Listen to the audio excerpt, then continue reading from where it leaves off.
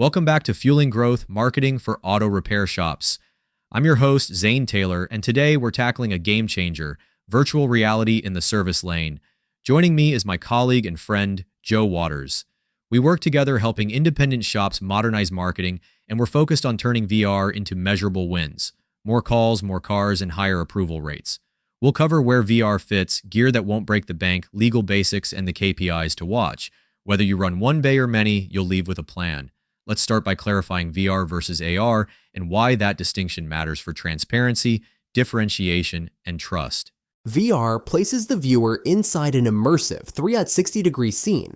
AR layers digital info on the real world through a phone or headset. For repair shops, VR shines when you want customers to feel like they're in the bay, seeing cleanliness, tooling, and process. That immersion builds trust because it removes mystery and signals professionalism. It also differentiates you from shops relying on stock photos. AR has use cases, annotating a photo of a worn belt, but VR's strength is transparency and storytelling. Importantly, you can start without headsets. 360 videos play on any smartphone and can be embedded on your site or sent via text, making adoption simple and cost predictable. Exactly. The unknown after drop-off is the biggest fear we hear. A tour gives control back to the customer and creates a signature moment competitors can't replicate with discounts. Let's go to that first use case, the virtual shop tour. When prospects can look around, see certifications, spotless floors, organized tools, and your inspection flow, anxiety drops and confidence rises. Walk us through the ideal structure, which scenes to capture, and how to publish it so people can access it on your website, Google Business Profile, and via a QR code at the counter. Also, note any tips for making it smooth on phones without a headset. Think of the tour as 3 short acts. Act 1, Welcome and Credibility, a 20 to 30 second foyer scene highlighting ASE certifications, OEM tooling, and your mission statement. Act 2, Process, a slow, minimal motion glide through the bay, pausing at the inspection station, alignment rack, and parts room with labels like digital vehicle inspection and calibrated torque procedures. Act 3, Customer Care, waiting area, loaner keys, and shuttlemboard. Shoot in 5.7K on a tripod, keep movement gentle, and record a voiceover. Export a web version, embed it above the fold on your homepage, post the link on your Google Business Profile, and print a counter card with a QR code. No headset required. That structure mirrors what converts best, and placing the tour above the fold matters. The next trust builder is showing the work itself. Most people have never seen proper brake service or a scan tool workflow beyond a single DVI photo. With 360, you can demystify it. Short clips of rotor runout measurement, torque sequence, or battery registration show skill and time. What procedures make the best features? How do you frame them safely? And how do you keep motion minimal so anyone can watch comfortably? Start with low-motion, visual procedures, brake pad and rotor service, tire mounting and road force balancing, fluid exchange setup, and a quick diagnostic sequence showing scan, test plan, and verification. Place the 360 camera on a sturdy tripod 2 to 3 feet outside the work zone, angled to capture action and safety barriers. Avoid mounting on moving equipment. Keep segments 30 to 60 seconds. Add captions like measuring rotor thickness or battery registration required. And use subtle zooms in editing rather than walking with the camera. Film during quieter hours and record narration separately. Never show customer data on screens. The captioning tip keeps focus on what matters. Now, approvals and ARO. DVIs prove that context wins, and pairing a clean DVI with a 30 to 45 second 360 explainer removes friction. I've seen time to approval drop fast when customers see the why, not just a red dot. Walk us through a lightweight workflow, how to capture and link the clip, how to send it via SMS or email, and what phrasing advisors should use to nudge approvals without pressure. Keep it simple. After the inspection, the tech records a 360 explainer at the bay, camera on tripod. Advisor narrates 3 points: symptom, risk if ignored, benefit of repair, with an estimated time. Export and host privately on an unlisted YouTube link or within your DVI platform. In the DVI, add a See It in 360 button with the link. Send a text. Your inspection is ready. We included a 40-second 360 view so you can see what we see. Then, reply yes to authorize front and rear brakes. Estimate $742. Ready by 4:30. If no reply within 10 minutes, follow with a concise risk summary and offer a quick call. That workflow is easy to train, which drives adoption. Let's talk waiting room education. Short modules can turn idle time into value, why OEM schedules matter, why torque patterns are important, and what battery management systems do. I also like a brief meet your tech to humanize the visit. Share examples that work in 3 minutes or less, how to present meet your tech authentically, and the outcomes shops can expect for retention and reviews. 3 winners: maintenance myths versus OEM reality, brake service done right, and tire life 101. Keep them 2 to 3 minutes, filmed in 360 with minimal motion, narrated plainly, and captioned. Use on-screen labels for terms like torque spec and battery registration. For Meet Your Tech, aim for 60 to 90 seconds in the bay.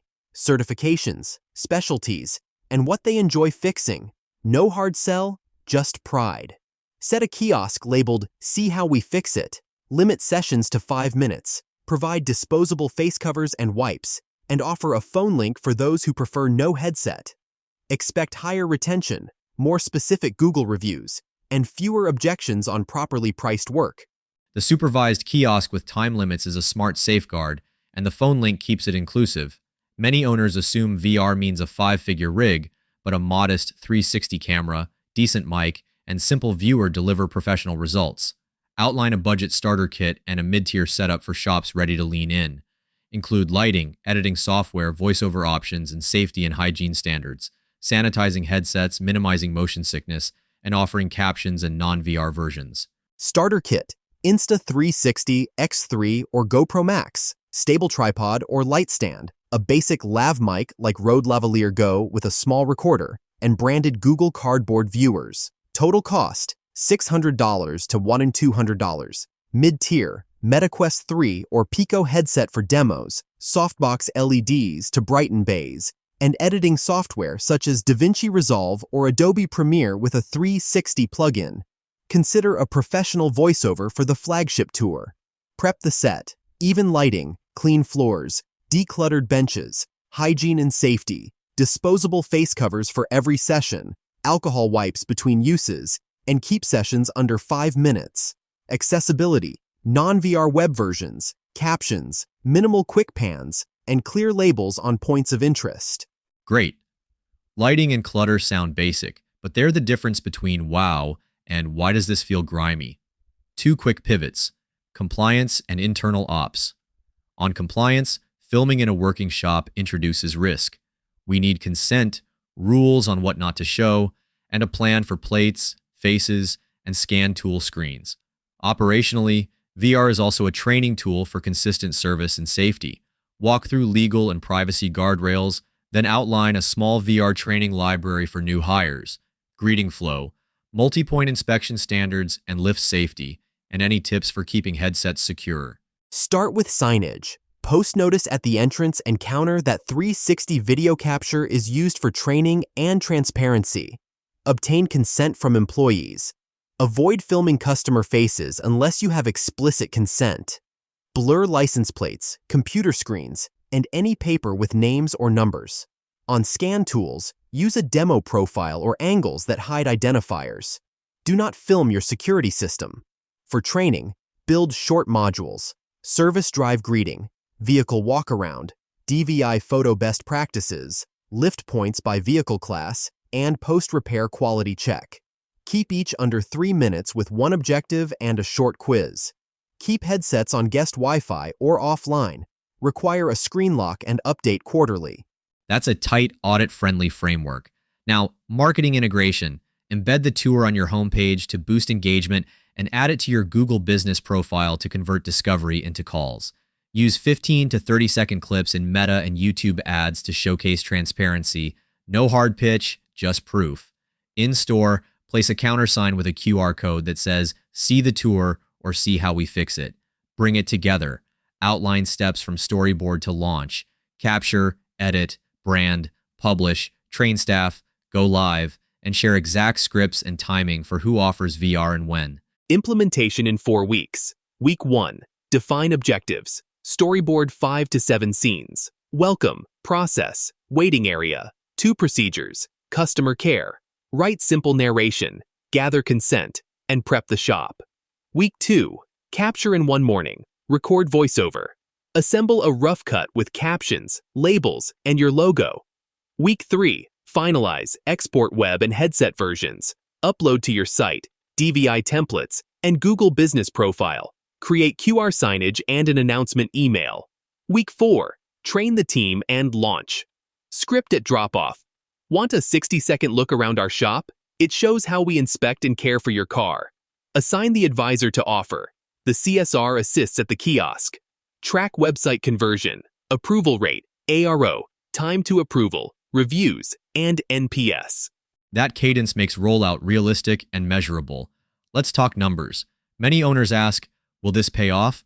Even small lifts matter. If approvals rise a few points and time to approval shrinks, capacity and cash flow improve. Give us a quick ROI snapshot. What's typical when a shop adds a tour plus a few 360 explainers? And where can they find funding help? Supplier co-op dollars, OEM programs, local colleges, or creators? Also, if a shop wants done for you, what platforms or providers should they consider? A modest lift goes far. On a shop seeing 180 cars per month with a $625 ARO and a 62% approval rate, a 3% approval increase and a 10-minute faster time to approval can add roughly $20,000 to $30,000 in monthly capacity from added work and better utilization. That easily covers a $1,000 to $3,000 setup in weeks. Funding. Ask parts suppliers about co-op or MDF. Many reimburse 50% of approved assets. Check OEM programs and small business grants. Partner with a community college media department for low-cost 360 production. For done for you, look at local VR creators or platforms like Matterport for guided tours with clickable info tags. Refresh quarterly and keep headsets on guest Wi-Fi or offline. Those numbers resonate because they're conservative and operationally grounded. I also like quarterly refreshes. Keep content honest and current. Before we wrap, let's give listeners a simple first step. It's Monday, and a shop owner wants to start without derailing the week. What's the exact checklist for the first 7 days? Who owns each step? And what pitfalls should they avoid? Too much motion, missing consent signage, burying the tour below the fold. Close with one metric to move in week 1 to feel momentum. 7-day checklist. Day 1. Post-consent signage. Assign roles. Advisor as VR champion. CSR as kiosk lead. Tech lead as filming support. Day 2. Clean the shop. Day 3. Storyboard 6 scenes and write a short narration. Day 4. Film the tour and one procedure with the camera on a tripod. Capture a 60-second meet your tech. Day 5. Edit, add captions, export web and headset versions. Test on 2 phones and a headset. Day 6. Embed the tour above the fold. Add link to your Google Business Profile. Print QR counter cards. Day 7. Train the team on the 20-second offer and launch. Pitfalls. Too much motion, unblurred plates, burying the tour. Aim to reduce time to approval by 10 minutes in week 1. That's a crisp action plan and a realistic target to prove the concept quickly. Let's recap the playbook and your next steps. We separated VR from AR. VR places customers inside a 360 scene. AR overlays info on the real world. In a repair context, VR shines for transparency because people can see your bays, tools, and process. Build a 3-act tour, welcome and credibility, process with minimal motion and customer care, and publish it above the fold on your website, on your Google Business Profile, and via a counter QR code. Add behind-the-scenes clips for diagnostics, brakes, and battery registration, tie 360 explainers to DVIs, and use a clear SMS script to lift ARO while reducing time to approval. Offer waiting room education and a brief meet your tech, and keep hygiene and accessibility tight. Sanitized headsets, captions, minimal motion, and phone links. Integrate the tour into email and SMS follow-ups, layer 15 to 30-second clips into Meta and YouTube ads, and promote in-store with a See How We Fix It station and a QR at the counter. Train advisors to offer it in under 20 seconds. We also covered funding options, legal and privacy guardrails, and a 4-week implementation with scripts and KPIs. Track website conversion, approval rate, ARO, time to approval, review volume, and NPS weekly for the first month to capture momentum and coach the team. Finally, use the 7-day checklist to launch, and remember, even a modest lift can pay for the setup in weeks. Thanks for listening to Fueling Growth, Marketing for Auto Repair Shops. If this helped, subscribe, leave a review, and share it with a shop owner ready to lead with transparency. We'll see you next time.